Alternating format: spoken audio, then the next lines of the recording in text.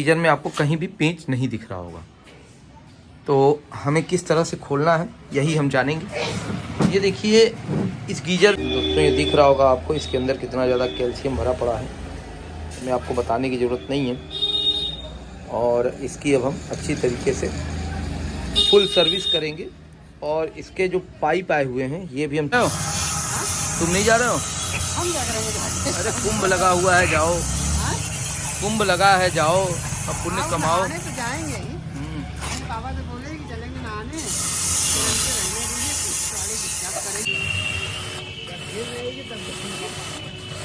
नहाने में भीड़ रहेगी, भीड़ तो नहान में ही रहेगी ना।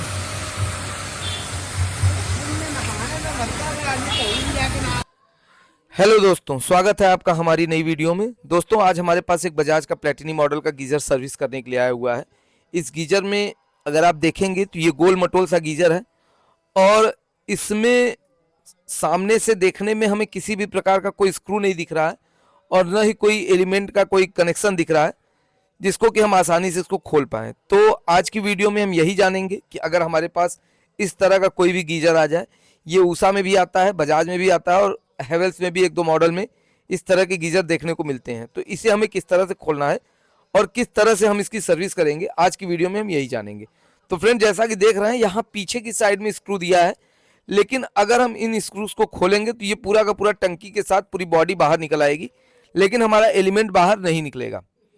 तो हमें इसे किस तरह से खोलना है इसके बारे में आज की वीडियो में हम जानेंगे। और अगर आपका interest geyser repair, home appliances repair जैसे कि वॉशिंग मशीन, माइक्रोवेव या एसी रिपेयर में है तो आप हमारे पेज से जुड़ करके आप उसका लाभ ले सकते हैं। और अगर आप यूट्यूब पर देख रहे हैं तो बनारसी गुरु मनीष चैनल पर भी आप ये सारी वीडियोस आपको दिखने को मिल जाएंगी और हमारे चैनल को आप सब्सक्राइब कर लीजिए।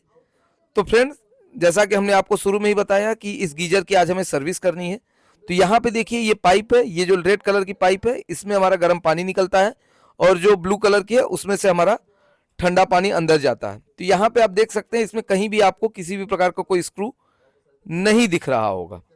तब हमें इसे किस तरह से खोलना है अब हम उसके बारे में बताते चलते हैं। यहाँ देखिए ये एक सांचा की तरह बना हुआ है, इसको हम स्क्रू ड्राइवर या टेस्टर की मदद से जब हल्का सा ऊपर की तरफ पुश करेंगे तो यहाँ देखिए इसके अंदर आपको एक पेंच दिख रहा होगा। अब हमें बस सिर्फ और सिर्फ इस पूरे गीजर को खोलने के लिए एक पेंच ही खोलना है। किसी किसी मॉडल में ये जो हमारा रेगुलेटर लगा होता है उसके अंदर भी पेंच दिया रहता, लेकिन इसके अंदर उस तरह का कोई भी पेंच नहीं, बॉडी से कनेक्टेड कोई पेंच नहीं लगा हुआ है, सिर्फ और सिर्फ ये एक पेंच लगा हुआ है। तो हम इस पेंच को खोल लें और खोलने के बाद हम देखते हैं कि आगे और कौन कौन सी चीजें हमें खोलनी होंगी। इस गीजर में सिर्फ और सिर्फ एक स्क्रू लगा हुआ है, उसी स्क्रू को खोलने के बाद अब साइड से आप टेस्टर या स्क्रू ड्राइवर के माध्यम से इसमें जो प्लास्टिक के लॉक लगे हुए हैं उसको आप आसानी से धीरे धीरे करके खोलें।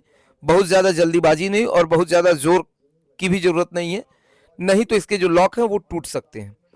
तो यहाँ पर देखिए हमने जो है ऊपर का कवर इसका खोल लिया और इसको खोलने के बाद इसके अंदर एक ये कॉटन की तरह लगा हुआ है उसको भी हम बाहर निकाल लें और अब हम इस गीजर की पूरी सर्विस करेंगे और इसके अंदर कितनी गंदगी है ये भी हम आपको दिखाते हुए चलेंगे।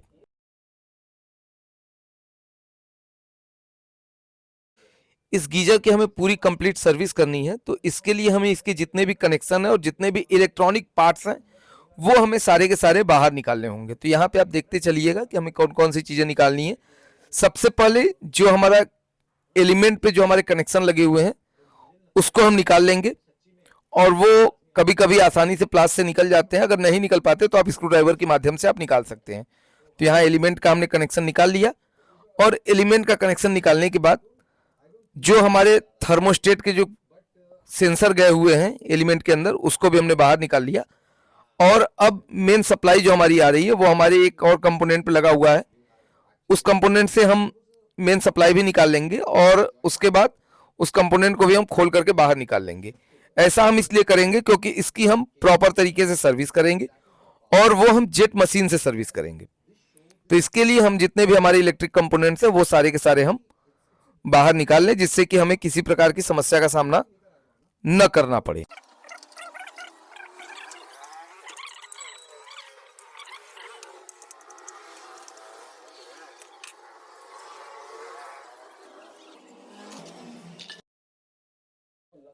जब इसके सारे स्क्रू आप खोल लें तो खोलने के बाद ये देखिए इसका जो एलिमेंट है वो बाहर निकल रहा है। इसका एलिमेंट थोड़ा सा डिफरेंट आपको दिख सकता है, ये टेढ़ा है और इस पे बहुत ज़्यादा कैल्शियम तो नहीं जमा हुआ है, लेकिन इसके अंदर अब हम देख लें कि इसके अंदर कैल्शियम की क्या मात्रा है।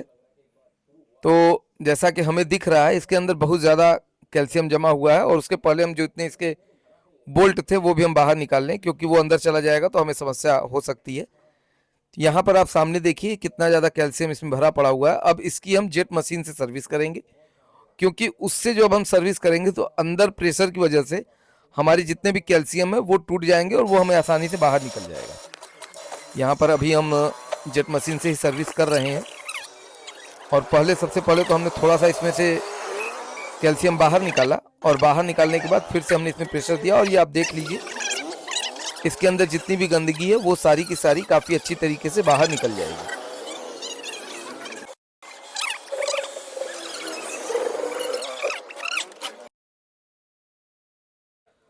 हमारी जेट मशीन से सर्विस इसकी कंप्लीट हो चुकी है और अब आप इसको देख लीजिए कि इसके अंदर जो गंदगी थी वो सारी की सारी बाहर निकल आई और जो हमारा आउटलेट पाइप था जिससे कि हमारा गर्म पानी बाहर निकलता है उसके ऊपर भी कैल्शियम जमा हुआ था, तो वो भी हमने अच्छी तरीके से साफ कर दिया। इस बात का जरूर ध्यान दीजिएगा कि जब भी आप गीजर सर्विस करें तो आउटलेट पाइप को जरूर अच्छे से साफ करें, नहीं तो उसके ऊपर कैल्शियम जमा होता है और उसकी वजह से हमारा पानी का फ्लो काफ़ी धीमा हो जाता है, पानी हमारा बहुत धीरे धीरे बाहर निकलता है। इस बात का विशेष ध्यान दीजिएगा, अक्सर ये प्रॉब्लम हमें देखने को मिलती है कि हम किस तरह से सर्विस करते हैं। दोस्तों, सर्विस करने के बाद सबसे महत्वपूर्ण और इम्पोर्टेंट बात ये है कि यहाँ पर आप हमारे सामने जो व्हाइट कलर का देख रहे हैं ये ओरिंग है। अगर आप सर्विस कर रहे हैं, सर्विस करने के बाद इसको भी बहुत ही अच्छी तरीके से साफ करें, क्योंकि अगर इसके अंदर गंदगी का एक भी कण अगर रह जाएगा तो हमारा कसने के बाद जब इसमें हम पानी भरेंगे तो पानी हमारा लीक करने लगेगा। तो इस बात का विशेष ध्यान दीजिएगा। दोस्तों, हम आपको सर्विस क्यों करने के लिए कहते हैं उसके बारे में हम आपको बता दें। ये हमारे सामने एक गीजर का एलिमेंट देखिए, ये फट गया है। ये सर्विस न होने की वजह से ये फट गया और फटने की वजह से क्या होता है, हमारा वायर बाहर निकल आता है और वो पानी से टच होने की वजह से करंट आने के चांसेस बन जाते हैं। तो इस बात का विशेष ध्यान दीजिएगा कि टाइम टू टाइम गीजर की सर्विस जरूर करवाएं, नहीं तो कोई भी बड़ा हादसा हो सकता है। दोस्तों, यहाँ पर गीजर का एलिमेंट हमारा इंस्टॉल हो चुका है और इंस्टॉल होने के बाद हम आपसे एक छोटा सा क्वेश्चन पूछ रहे हैं और अगर उस क्वेश्चन का आंसर आपको नहीं पता होगा तो वीडियो के लास्ट में आपको उसका आंसर भी मिल जाएगा। आपसे प्रश्न ये है कि एक गीजर हमारा अगर परफेक्ट वर्किंग कंडीशन में है तो उसको कितना एम्पियर लेना चाहिए, कि हम किसी भी गीजर में एम्पियर मीटर लगा करके हम कैसे पता करेंगे कि ये गीजर हमारा सही है या नहीं, आप हमें कमेंट बॉक्स में ज़रूर बताइएगा। और हमारी वीडियो आपको ज़रा सी भी अच्छी लगी हो तो प्लीज़ वीडियो को लाइक कीजिए और क्या कमी है उसके बारे में भी आप कमेंट बॉक्स में हमें ज़रूर बताइएगा। और दोस्तों, आप लोगों से एक और प्रश्न है। यहाँ पर देखिए एक ये कंपोनेंट लगा हुआ है, इस कंपोनेंट का क्या काम है ये आप हमें बताइए। ये जो कंपोनेंट लगा हुआ है इसका क्या काम होता है गीजर में। और इसी तरह का एक और लगा हुआ है, एक यहाँ पे लगा हुआ है। तो ये तो रेगुलेटर है जो कि हमारे टेम्परेचर को मेंटेन करने के लिए लगा होता है, लेकिन इसका क्या काम है ये आप हमें कमेंट बॉक्स में ज़रूर बताइएगा। और अगर नहीं पता होगा तो आप हमसे पूछिएगा, हम आपको अगले किसी वीडियो में ज़रूर बताएंगे। और वैसे भी हमने पहले भी इसके बारे में काफ़ी विस्तार से बताया हुआ है। तो देखिए इसका कनेक्शन हम आपको सिखा दें। इसका कनेक्शन किस तरह से, ये देखिए दो सप्लाई आई हुई है हमारी लाइट और न्यूट्रल। ये हमारी चली जाएगी इस पॉइंट पे जो मशीन है जिसके बारे में हमने आपसे पूछा है। तो ये हम लगा दें यहाँ पर, चाहे किसी में लगा दें, लाइट में, न्यूट्रल लाइट किसी में भी आप लगा सकते हैं, ज़रूरी नहीं, क्योंकि एसी में प्लस या माइनस नहीं होता तो आप उल्टा सीधा किसी भी तरह से लगा सकते हैं। यहाँ पर ये वायर गई, उसके बाद यहाँ से आउट कर दी, यहाँ से इसके माध्यम से होते हुए ये दोनों आउट हो गया। अब ये दोनों हमारे लगे हुए हैं। ये जो हमारा रेगुलेटर है जिसको कि हम थर्मोस्टेट कहते हैं, ये रेगुलेटर है, इस पे चला गया।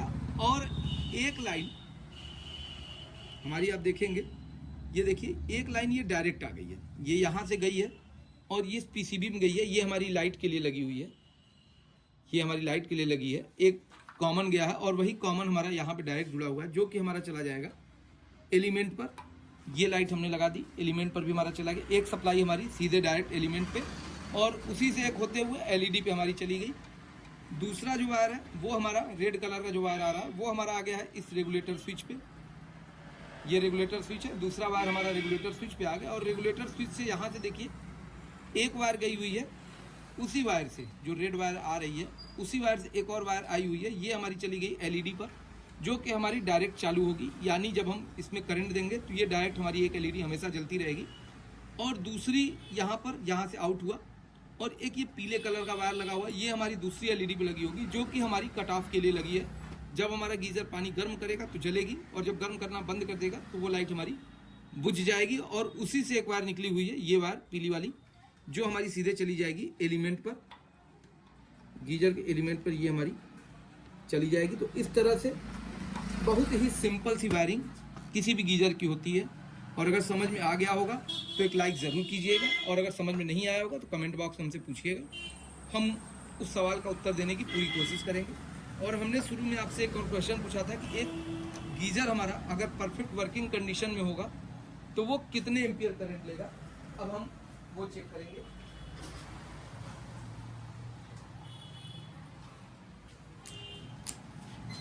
ये हमारा एम्पियर मीटर, हमने इसको यहाँ पे लगा दिया। एक बात का ध्यान दीजिएगा, जब भी आप गीज़र चेक करें और बिना पानी के अगर आप चेक कर रहे हैं तो ज़्यादा देर तक उसे न चालू करें। अगर आप ज़्यादा देर तक उसे चालू करेंगे तो गीज़र का कॉइल ख़राब हो सकता है। हमने इसको देख लें, ये एकदम फुल पर है, ठीक है। और हमने यहाँ एम्पियर मीटर लगा दिया। अब हम इसको लाइट देंगे और लाइट दे करके चेक करेंगे कि ये कितने एम्पियर करंट हमारा गीज़र ले रहा है। तो अब हम इसमें लाइट लगाने जा रहे हैं और देखेंगे कि हमारा ये गीज़र कितने एम्पियर ले रहा है। यहाँ देखिए 8.50 के आसपास ये गीज़र हमारा करंट ले रहा है, यानी ये परफेक्ट वर्किंग कंडीशन में हो चुका है। जैसा कि हमने बताया कि गीज़र को जब भी आप चेक करेंगे बिना पानी के तो ज़्यादा देर आप चेक नहीं कर सकते। अगर ज़्यादा देर चेक करेंगे तो इसका एलिमेंट ख़राब हो सकता है। एक बार फिर से हम चेक कर लें। ये देखिए 8.45 एम्पियर के आसपास करंट ले रहा है, यानी ये गीज़र हमारा परफेक्ट वर्किंग कंडीशन में हो चुका है। दोस्तों हमने इसे अब कंप्लीट कस दिया। और जैसा कि हमने बताया था, यहाँ देखिए एक एलईडी है जो कि हमारी रेड कलर की जल रही है। इसका मतलब ये हुआ कि इसके अंदर अभी पावर हमारी आ रही है, लेकिन ये हीटिंग अभी नहीं कर रहा। यहाँ देखिए हीटिंग का बंद किया, क्योंकि हमने इसको बहुत ही कम पर कर दिया। इसकी वजह से ये हमारा गीज़र अभी एलिमेंट उसका ऑन नहीं हुआ है।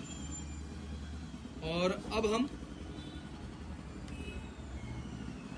इसको ऑन करेंगे, और ऑन करने के बाद देखेंगे कि हमारी ये जो ग्रीन कलर की लाइट है वो हमारी जल रही है कि नहीं जल रही।